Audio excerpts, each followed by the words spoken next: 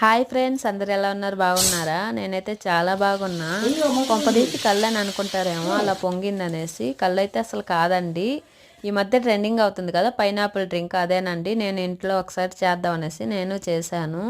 అది ఎలా చేసానో మీరు చూసండి. ఫస్ట్ అయితే పైనాపిల్ తీసుకొని బాగా శుభ్రంగా కడగాలండి. ఎందుకంటే పైన ఉన్న తొక్కు అయితే తీయం, అందువల్ల బాగా కడిగేసిన తర్వాత ఇంకా చిన్న చిన్న పీసెస్గా కట్ చేసుకొని ఒక ప్లాస్టిక్ డబ్బాలు అయితే వేయాలండి.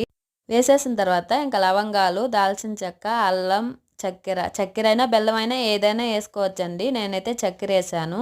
అలా చక్కెర వేసేసిన తర్వాత ఇంకా వాటర్ పోసి బాగా కలిపెట్టేయాలండి. కలిపెట్టేసి ఏదో ఒక క్లాత్ వేసి పైన కప్పేసి రబ్బర్ అయినా గట్టిగా వేసి పెట్టేయాలండి. ఒక 3 days దాకా కలుపుతూ ఉండాలండి. అలా కలుపుతూ ఉండాలి.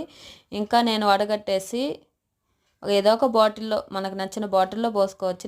నేనైతే ఈ బాటిల్లో పోసుకున్నా. ఇలా హాఫ్గా పోసుకోవాలండి, ఫుల్గా పోయకూడదు. 2 బాటిల్లో పోసాను. చూసారు కదా ఎలా పొంగుతుందో. మా హస్బెండ్ అయితే అడిగాను, ఎలా ఉంది, బీర్ లాగా ఉంది అంటున్నారు, అలా ఉందా టేస్ట్ అని అడిగాను. బీర్ లాగైతే లేదు, కొంచెం పర్లేదు అన్నారు. అంతే ఫ్రెండ్స్, బాయ్.